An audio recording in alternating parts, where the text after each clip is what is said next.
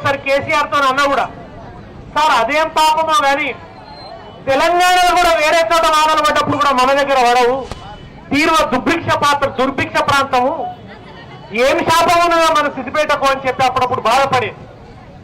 అది సిద్దిపేట ప్రాంతం కానీ, ఉస్నాబాద్ ప్రాంతం కానీ, చేర్యాల ప్రాంతం కానీ దారుణమైనటువంటి కరువు. నేను ఒక మాట ఎప్పుడు మాట్లాడేది, గోదావరి నీళ్లు ఆంధ్ర వాళ్ళకేమో ఆస్తులు నిర్మించుకోవడానికి, మన తెలంగాణ వాళ్ళకేమో ఆస్తులు కలుపుకోవడానికి, అంటే బొక్కలు కలుపుకుంటారు. చచ్చిపోతే బొక్కలు కలుపుకునేటందుకు ధర్మపురికోదు. గదే గోదావరిని చూసుడు, గదే మన గోదావరి నీళ్లతో ప్రయోజనం తప్ప గోదావరి నీళ్లు మన పొలాలకు రాలే. ఎందుకంటే కేసీఆర్ ఎప్పుడు చెప్తాడు, తెలంగాణ ఇట్లా గుడిసున్నట్టు ఉంటుంది, త్రిభుజాకారంలో ఉంటుంది, పడ్డ వాన నీళ్లు పడ్డట్టు కిందికే వెళ్ళిపోతాయి, గోదావరి కృష్ణమ్మలకు వెళ్ళిపోతాయి. ఆ గోదావరి కృష్ణనేమో దిగువ ఎక్కడో పాతాళంలో ప్రవహిస్తున్నాయి, అవి పైకి ఎక్కాలి. ఒకే ఒక్క ప్రాజెక్టు కట్టిండ్రు ఆంధ్రాలో, శ్రీరామ్ సాగర్ ప్రాజెక్టు కట్టిండ్రు, అది కూడా పూర్తి చేయలే, దాన్ని కూడా పూర్తి నిర్మాణం చేయలే. ఆ శ్రీరామ్ సాగర్ కు మీద మహారాష్ట్ర వాళ్ళు ప్రాజెక్టులు కట్టుకుంటే ఆ శ్రీరామ్ సాగర్ కూడా నీళ్ళు వచ్చుడు బంద్ అయిపోయినాయి. బారాన పార్కం సారాన పడిపోయింది శ్రీరామ్ సాగర్ది. పాటలు పాడేది, అమ్మా తెలంగాణమా ఆకలికే కలగానమా, అమ్మ నీకు వందనాలమ్ము కమ్మని ప్రేమానిదమ్ము, ఎట్టలా మట్టి సిప్పవు గాయిదోల్లా గాండ్రగొడ్డలివి, అమ్మా తెలంగాణమా ఆకలికే కలగానమా, పడమటి కొండల నాసికులోన తల్లి గోదావరి పుట్టిన ఇల్లు, బాస చేసి బాసర వద్ద ఆదిలాబాదులో అడుగు పెట్టినది, పోచంపాడు కాడ పొదిగిపోతనని బాస చేసినది భరోసిచ్చినది, గంగమ్మకు దయారాలేదు గంటెడు నీళ్ళివ్వలేదు, గంగమ్మకు దయారాలేదు గంటెడు నీళ్ళివ్వలేదు, గోదావరమ్మ తెలంగాణను, ఆ గోదావరమ్మ తెలంగాణను గొడ్డురాలు చేసి పోయిందమ్మో, అమ్మా తెలంగాణమా ఆకలికే కలగానమా. తెలంగాణను గోదావరి తల్లి గొడ్రాలు చేసిపోయింది తప్ప గంటెడు నీళ్ళు ఇవ్వలేదనే దుఃఖంతో గద్దర్ పాటలు రాసింది. ఈ పరిస్థితి మారాలని ఆ రోజు చంద్రబాబు నాయుడు ఒక్క ప్రాజెక్టు కట్టిన పాపాన పోలే. రాజశేఖర రెడ్డి వచ్చిన తర్వాత ప్రాణహిత చేవెళ్ళ అని ఓ ప్రాజెక్ట్ అన్నాడు, అది తమ్మిడి హట్టి అని అక్కడ కట్టాలి, అక్కడ కడితే ఆ నీళ్లు చేవేళ్ల దాకా తీసుకుపోవచ్చు అని చెప్పి మాట్లాడి, ఆ తమ్మిడి హట్టి మహారాష్ట్రలో ఉంటది, అక్కడ 152 మీటర్ల ఎత్తున బ్యారేజీ కట్టాలి, కానీ మహారాష్ట్ర ప్రభుత్వం ఒప్పుకుంటలేదు. కావాలనే అప్పుడు మన ప్రాజెక్టు స్థలాలు వాళ్ళు ఎట్లా పెడుతురంటే అంతర్రాష్ట్ర వివాదాలు ఉండే చోట పెట్టేసి, అట్లా పెట్టడం వల్ల ఆ ప్రాజెక్టు ముందటి పోలే. కాంగ్రెస్ వాళ్ళు తమ్మిడి హట్టి దగ్గర తట్టెడు మట్టి ఎత్తిపోయలేదు, కానీ చేవేళ్ల దగ్గర కాలువలు తీసారు, తలకాయ దగ్గర పనిచేయలే, తోక దగ్గర కాలువలు తవ్వి మొబిలైజేషన్ అడ్వాన్సులు తీసుకొని కట్టని తవ్వని కాలువలకు బిల్లులు ఎత్తుకున్నారు, పైసలు బుక్కిండ్రు తప్ప చుక్క నీళ్లు రాలే. తెలంగాణ రాగానే తెలంగాణ కోసం కొట్లాడిన కేసీఆర్ నీళ్ళు ఎక్కడున్నాయి, కరువు వచ్చినా కూడా నీళ్ళు ఎక్కడుంటాయి, ఎంత కష్టకాలమైనా నీళ్ళు ఎక్కడుంటాయి, నీళ్ళు ఎక్కడుంటాయంటే ప్రాణహితల నీళ్లున్నాయి. ఆ ప్రాణహిత మేడిగడ్డ దగ్గర అద్భుతంగా పారుతుంటది, 365 రోజులు నిండుగా పారుతుంది అక్కడ గోదావరి. ప్రాణహిత కలిసిన తర్వాత చాలా నీళ్లున్నాయి, అక్కడ కావలసినన్ని నీళ్లున్నాయి. ఇదైతే సరిగ్గా ఉంటది, ఇక్కడ బ్యారేజ్ కట్టాలని చెప్పి ఆయన అక్కడ మేడిగడ్డ బ్యారేజ్ కట్టి అక్కడి నుంచి నీళ్లు తెచ్చి సుందిళ్ళలో పోసి అన్నారంలో పోసి మిడ్మానేరు కాంగ్రెస్ వాళ్ళు సగం కడితే ఆ మిడ్మానేరును పూర్తి చేసి నీళ్లు ఎల్లంపల్లికి, ఎల్లంపల్లి నుంచి మిడ్మానేరుకు, మిడ్మానేరు నుంచి అన్నపూర్ణ సాగర్కు, అన్నపూర్ణ సాగర్ నుంచి రంగనాయక సాగర్కు తెచ్చి మన సిద్దిపేట ప్రాంతాన్ని సస్యశ్యామలం చేసిండు. మనందరం 10 ఏళ్ళు కళ్ళ చూసినాం, భూమికి బరువు అయ్యేంత పంట పండింది, ఎన్నడూ కళ్ళ చూడనంత పంట. తెలంగాణ రైతుల తలరాత మారిపోయింది. సిద్దిపేట రైతుల తలరాత మారిపోయింది. అంతకుముందు నేను ఎందుకు బతకాలి అనుకున్నారు రైతులు, చచ్చిపోయిందే మంచిది అనుకున్నారు. ఆత్మహత్యల తెలంగాణ అయిపోయింది.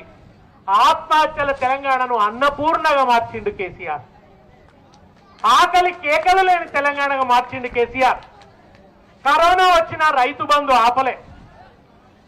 సీజన్ వచ్చిందంటే చాలు రంగనాయక సాగర్ నుంచి నీళ్లు వస్తుండే, మన పొలాల్లోకి వాడుతుండేము. ఎండాకాలం కూడా మత్తడి దుంకిన చెరువులు చూసినాం. ఎండాకాలం కూడా కాళేశ్వరం నీళ్ళు వచ్చి కూడెళ్ళి వాగులు పోస్తే నడి ఎండలలో కూడా వాగులు పొంగి పొర్లంగా చూసినాం. ఇంత అద్భుతమైన తెలంగాణను కేసీఆర్ ఆవిష్కరిస్తే ఇవాళ కన్నతల్లే దయ్యమైనట్టు ఈ దరిద్రపు కొట్టు కాంగ్రెస్ వచ్చి కాళేశ్వరంను కూలేశ్వరం అని ప్రచారం చేస్తున్నాడు ఇవాళ రేవంత్ రెడ్డి. నిజంగా కాళేశ్వరం కూలేశ్వరమా? కూలిందా కాంగ్రెస్ కాళేశ్వరం? కాళేశ్వరం అంటే ఒక్క మేడిగడ్డ బ్యారేజ్ కాదు, మేడిగడ్డ తర్వాత సుందిల్ల బ్యారేజ్. మేడిగడ్డ బ్యారేజ్ లో 80 పియర్స్ ఉంటే 2 పియర్స్ కొంచెం కుంగినాయి.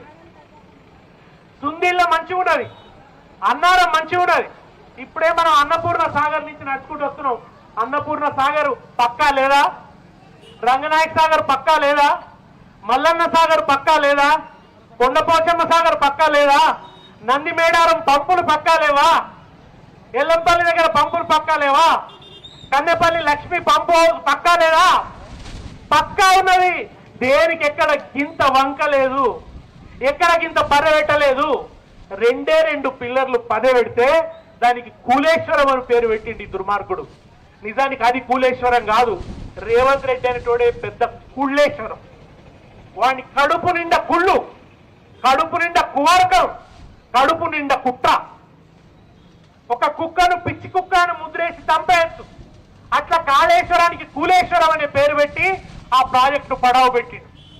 ఒకప్పుడు మన ప్రాజెక్టు లేక నీళ్లు రాలే, ఇవాళ ప్రాజెక్టు ఉండి గోదావరి పారుతుండి స్విచ్ ఆన్ చేస్తే నీళ్ళు వచ్చే పరిస్థితి ఉండి కూడా ఈ దరిద్రుడు పోట్రవుతో అడ్డం పన్నాడు. ఇవాళ నీళ్లు రాకుండా అడ్డం పన్నాడు. ఇవాళ పూర్వం ఏదో కథలు ఉంటుండే, దేవతలు రాక్షసులు వచ్చి నీళ్ళకు అడ్డం పన్నారని. ఇవాళ ఈ రాక్షసుడు నీళ్ళకు అడ్డం పన్నాడు నీళ్లు రాకుండా. ఒకవైపు శాస్త్రవేత్తలేమో ఎల్నినో వస్తున్నది, కరువు, ప్రపంచమంతా కూడా వేడి గాడుపులు పెరుగుతున్నాయి, విపరీతమైనటువంటి ఉష్ణవాయువులు వస్తున్నాయి, నీళ్లుండవు రాబోయే రోజులలో, గట్టు కరువు వస్తుంది, చుక్క చుక్క నీళ్లు కాపాడుకోవాలి అని చెప్తున్నారు. ఇవాళ అక్కడ గోదావరి పారుతున్నది, ఇంకో నెల రోజులు 2 నెలల్లో మంచిగా పారుతుంది. ఆ పారేది కూడా ఎంత? ఒక 92 మీటర్ల ఎత్తున పారితే చాలు కన్నెపల్లి పంపులు ఆన్ చేయొచ్చు. అట్లాంటి 98 మీటర్ల ఎత్తున పారుతున్నది, బ్రహ్మాండంగా పారుతున్నది. ఆ నీళ్ళు ఎత్తిపోయచ్చు. ఒక్క స్విచ్ ఆన్ చేస్తే వచ్చి చక్కగా అవి సుందిలలో పడతాయి, అన్నారంలో పడతాయి. ఏం మాట మాట్లాడుతున్నాడంటే సుందిల్ల అన్నారం కూడా బాగలేవు అని అబద్ధాలు చెప్తున్నాడు. నేనే సాక్ష్యం. నేను మండలిలో ఉన్నప్పుడు కోదండరామ్ సార్ అడిగిండు, సుందిల్ల అన్నారం ఎట్లున్నాయి అని అడిగిండు. ఇదే ఉత్తమ్ కుమార్ రెడ్డి జవాబు చెప్పిండు, సుందిల్ల అన్నారంకి ఏం లోటు లేదు, అవి పక్కా ఉన్నాయి, అక్కడ నీళ్లు ఆపొచ్చు అని పార్లమెంట్ మన మండలిలో చెప్పిండు, అసెంబ్లీలో చెప్పిండు. కానీ ఇవాళ మాత్రం అబద్ధాలు మాట్లాడుతున్నారు. సుందిల్లలో నీళ్లు ఆపే పరిస్థితి లేదంటున్నారు. ఇవాళ మేడిగడ్డ బ్యారేజ్ తో పని లేదు, కన్నెపల్లి దగ్గర పంప్ ఆన్ చేస్తే సుందిల్లలో కూడా మినిమం డ్రా లెవెల్ కి ఆపితే చాలు కొద్దిగాని నీళ్లు, 2-3 టీఎంసీల నీళ్లు. కేసీఆర్ చాలా ఆలోచించి ఒక 100 సంవత్సరాల ఆలోచన పెట్టుకుని ఆయన కాళేశ్వరం కట్టిండు. ఒక 5-6-10 ఏళ్ళ ఆలోచనతో కట్టలే. అక్కడ రోజు 3 టీఎంసీల నీళ్లు ఎత్తిపోసే అవకాశం చేసిండు. మన గోదావరిలో ఎంత వాటా ఉన్నదో అంత వాటా వాడుకోవడానికి వీలుగా పెద్ద ప్రాజెక్టును కట్టిండు. 600 మీటర్ల ఎత్తుకు పోయేటువంటి వ్యవస్థను ఏర్పాటు చేసిండు. ఇంత వ్యవస్థ రెడీ ఉన్నది, ఈ వ్యవస్థ సిద్ధంగా ఉన్నది.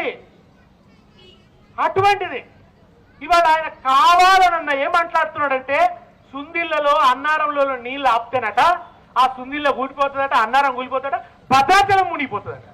ఎక్కడి సుందిల్ల, ఎక్కడి అన్నారం, ఎక్కడి భద్రాచలం? కొన్ని లక్షల క్యూసెక్కుల నీళ్లు వస్తే పెద్ద 500 సంవత్సరాలలో రానంత వరద గోదావరిలో వస్తే కూడా భద్రాచలం మునిగిపోలే. ఇవాళకి మనం 3-4 టీఎంసీలే నీళ్లు ఆపుకుంటే ఒకవేళ నిజంగా ఆ ప్రాజెక్టుకి ఏమైనా అయినా ఆ నీళ్లు నదిలోకి పోయినా భద్రాచలానికి ఏం కాదు. పచ్చి అబద్ధాలు. ఊరికి అవాసు ఉండదు కదా రేవంత్ రెడ్డి మాట్లాడితే. ఎట్లా పడితే అట్లా మాట్లాడతాడు. నోటికి ఎంత వస్తే అంత. అందరు చెప్తున్నారు ఏం కాదు నువ్వు నీళ్ళు ఎత్తిపోయన్నాడు.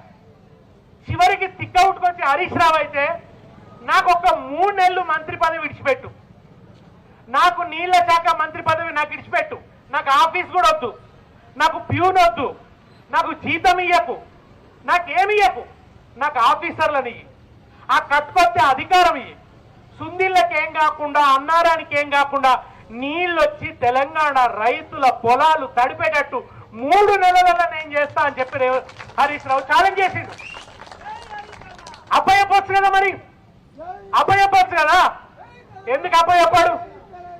అప్ప చెప్పి ఇగో నేను నీకు అప్పయ్యప్తున్నా, ఏమన్నా అయితే మీ బాధ్యత, ఎట్లా చేస్తారా చేయండి చూస్తా, నా మాట నిజమో మీ మాట నిజమో చూద్దామని ఛాలెంజ్ చేయొచ్చు కదా రేవంత్ రెడ్డి. చేస్తలేడు. అంటే ఏంది, మనకి ఇయ్యడు, తాను చెయ్యడు. ఉట్టనే అబద్ధాలు పోసుకోవడం మాటలు చెప్పుకుంటూ ఇవాళ నీళ్ళు ఎత్తిపోస్తలేడు. ఇంకో దిక్కేమో పట్టిసీమ దగ్గర చంద్రబాబు నాయుడు పచ్చని నీళ్లు ఎత్తిపోసుకుంటున్నాడు. ఇదే గోదావరి పోతుంటే మన తెలంగాణ దాటిపోతుంటే ఆంధ్రాలకు చేరంగానే ఆయన బ్రహ్మాండంగా ఎత్తిపోసుకుంటున్నారు. వాళ్ళు నిల్వ చేసుకుంటున్నారు. రేపు కరువు వస్తున్నది, వాన పడేటట్లేవు, నీళ్లు ఉండేటట్లేవని వాళ్ళు బ్యాంకుల పైసలు పెట్టుకున్నట్టు నీళ్లు పెట్టుకుంటున్నారు. మనం పెట్టుకోవద్దా? మనం కూడా ఇవాళ రంగనాయక సాగర్లో బ్యాంకుల పైసలు పెట్టుకున్నట్టు, త్రిజార్లో పైసలు పెట్టుకున్నట్టు పెట్టుకోవద్దా? మనం మల్లన్న సాగర్ నింపి పెట్టుకోవద్దా? మనం మన చెరువులని నింపి పెట్టుకోవద్దా? వాన పడ్డా పడకున్నా మనకు పంట పండేటట్టు నీళ్లు పెట్టుకోవద్దా? మనం ఆ అవకాశం ఉండి కూడా ఎందుకు ఆపుతున్నావు? ఇవాళ ఎందుకు ఆపుతున్నావు అని అడిగితే ఎంత దుర్మార్గంగా మాట్లాడుతాడంటే, మాకు నీళ్లు ఇయ్యి, నీళ్ళు ఎట్లా రావాలి మా పొలాలకు అంటే ఏమంటాడు, హరీష్ రావును కేసీఆర్ను కేటీఆర్ను కోస్తే ఆ రక్తము కొవ్వు తీసుకుపోయి పొలాలలో తల్లితే పంటలు పండుతాయని మాట్లాడుతున్నాడు. ఇట్లా మాట్లాడిన దుర్మార్గపు ముఖ్యమంత్రిని ఎవరినన్నా చూసినామా మనం? రక్తం బారిస్తావా నువ్వు ఇవాళ తెలంగాణలో? కేసీఆర్ నీళ్లు బారిచ్చిన కాలువలలో నువ్వు రక్తం బారిస్తావా? రక్తం బారిస్తా అంటున్నాడు. చివరికి మనం ఏమంటున్నాం, ఎంత దుఃఖం అంటే తెలంగాణ ఉద్యమంలో ఒక మాట అన్నాం, మా ప్రాణాలు తీసుకోండి, మేము అంటు పెట్టుకొని చచ్చిపోతామని మన పిల్లలు, మా ప్రాణాలు తీసుకోండి అని తెలంగాణ ఇండి అన్నారు. ఇవాళ మనం ఏమంటున్నాం, మా రక్తం తీసుకోరా రేవంత్ రెడ్డి, మా రక్తాన్ని తీసుకోరా, కానీ కాళేశ్వరం నుంచి నీళ్ళు ఎత్తిపోయి రాట్నం. ఇవాళ ఇంతకంటే దుఃఖం ఇంకోటి ఉంటుందా? ఇవాళ మనల్ని ఎందుకు ఇంత దుఃఖం పాలు చేస్తున్నాడు ఈ దుర్మార్గుడు? ఎందుకు ఇంత అన్యాయం చేస్తున్నాడు? రైతుల పొలాలు ఎండినా సరే, తెలంగాణ నాశనం అయిపోయినా సరే, నేను చెప్పిన అబద్ధం నిజం కావాలి. నేను కాళేశ్వరం పనిచేయదని చెప్పినా ఇప్పుడు నేను కట్క ఆన్ చేస్తే నీళ్ళు వస్తే పొలాలు బారితే నా మాట అబద్ధం అవుతుంది, నా ఇజ్జత్ పోతుంది, నేను చేసిన ప్రచారం అంతా తప్పని తేలుతుంది. మళ్ళా నీళ్ళు వచ్చినాయంటే, మళ్ళా చెరువులు నిండినాయంటే ప్రజలకు ఆ చెరువు నీళ్ళల్లో కేసీఆర్ కనబడతాడు.